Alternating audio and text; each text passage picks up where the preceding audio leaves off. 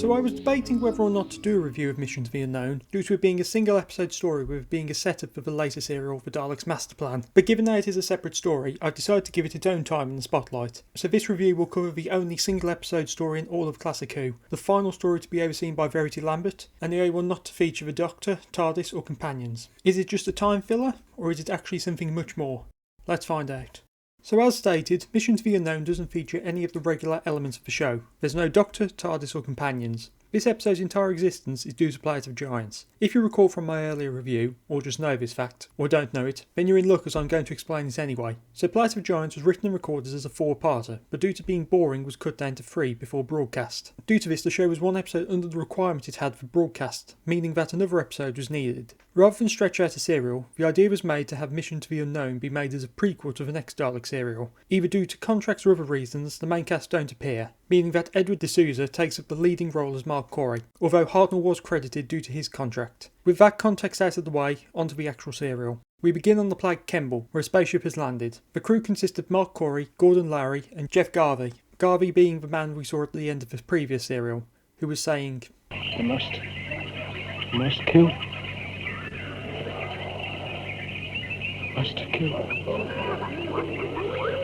Must kill." This being something he nearly achieves when attempting to kill Lowry while he's repairing the ship, but is killed by Corey before he can. So Mark Corey is a member of the Space Security Service, and he landed on Kemble due to reports of an unidentified spaceship which has been sighted in that area of the galaxy. The spaceship that was described as a perfect description of a Dalek saucer. Believing that Kemble would make the perfect base of operations for any invading force, he went to the planet to find out, using his status to gain a small ship and a small crew, not informing anyone of his mission. His suspicions were confirmed by finding a Vargathorn on the body of Garvey. This is what caused his madness and attempted murder of Lowry. For anyone wondering what a Varga is, because of this. A thorn from a Varga plant. A thing part animal, part vegetable. Looks like a cactus. The poison attacks the brain. Rational thought is replaced by an overwhelming desire to kill. Eventually, the poison seeps through the system, and the victim is gradually transformed into a Varga. and how does finding a Vargathorn confirm his theory? The only place in the universe where Vargas grow naturally is on the Daleks' own planet Skaro. If the Vargas are here, the Daleks are too. This is a great first half to the episode. You haven't even met the Daleks and already there's a high sense of tension. This is increased by the format of serials of the time, with the Doctor almost always being introduced at the start of the serial, yet in this serial there's no sign of him anywhere. This tension doesn't let up as we are introduced to the Daleks, who are aware of the humans' presence and are hunting for them. With the ship's radio damaged in the landing, the two are left with little choice but to launch a rescue beacon with a message on tape. But before they can, Daleks are near, so they end up having to run, with what's left of their ship obliterated. Despite their efforts to survive, Lowry catches himself on the Vargathorn, causing himself to become infected, ultimately succumbing to it, forcing Corey to kill him. Now alone, he tries to send a message, but the Daleks reach him before he can launch it, killing him and destroying the beacon, but the tape survives. These death scenes are quite powerful and scary, especially Lowry's death as Corey realises what has happened to him. The final moment as Lowry loses himself to the Varga is great, and really eerie. What?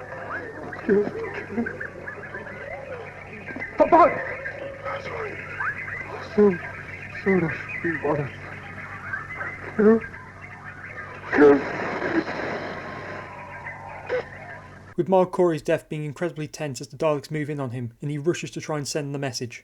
It is vital that the defense mechanisms are put into operation at once. Let it end.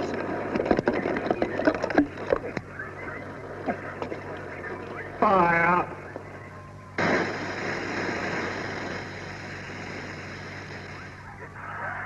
During all of this, the Daleks have assembled their Galactic Council, who have united their power to destroy Earth and humanity at large. There isn't much to say about the Council at this point, as only one has a speaking part, but from a design perspective they are all memorable for either being silly or quite interestingly designed. The only one with a name is Malfa, who is the one to speak, essentially speaking for the entire Council. I do quite like Malfa. He's not any more interesting than the rest of the Council members, but at the very least speaks up about the human presence on the planet. Either his voice will annoy you or impress, but it does make his lines memorable. The final scene of this episode is very memorable, and I do often find myself chanting along with the delegates.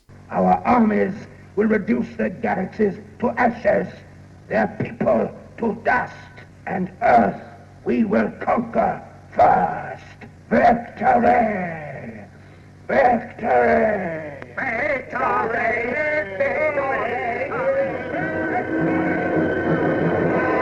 Once more the tensions are high, with no sign of the Doctor to stop this grand force. So the serial is somewhat filler in the grand scheme of things, but it's really good. It's really like a different show without the Doctor. Watching as the heroes are killed in quick succession, something Masterplan continues. I keep referring to it as a serial, but realistically it's not, as a serial requires the story to be serialised, which this isn't as it's only a single episode. There's a darker edge to this episode than most before, which is probably due to the fact that the main trio aren't present, making everyone disposable. A lot of what's essentially here is paid off in Masterplan, to one degree or another, but when we get to Masterplan you'll notice that not everything follows on from this perfectly, the delegates being a big part of this. This serial is notable for a few things behind the scenes too. Beyond just the reason for its creation, this was the final serial to have Verity Lambert as the producer. With the third production block, John Wiles became the show's producer, which will be something I'll have to talk about during his tenure. One final thing is there are two reconstructions of this serial beyond the Telesnap one, those being an unofficial animation created by Ian Levine, which I'm yet to watch, but I will most likely have the same reaction as I do to the animation range. Plus it's Ian Levine, so...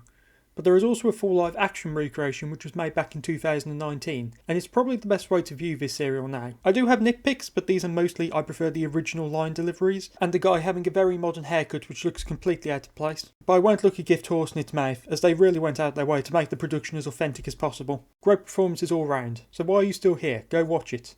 Oh wait, I've got my conclusion left. Give me 40 seconds, then go watch it. So this single episode is great. While it does feel like it's a part of another show, the tension is high. The tension isn't like anything in the show before. It's somewhat like the first part of An Unearthly Child, being a singular contained story that builds up to a longer one, which depending on your thoughts on Masterplan, it's done here either better or worse. On top of that, your opinion of this serial can be affected by Masterplan. As an overall story, the two don't always work perfectly together, but we'll see how it all fits together, and how well when I cover the Daleks' Masterplan. But before that, the TARDIS had landed outside Troy during the Siege of Troy, with the Greeks believing the Doctor to be a god, and John Wiles is about to make his mark on the show with a change of the companions. Will this historical be another win, or will it be a lesser effort? Next time, The Mythmakers.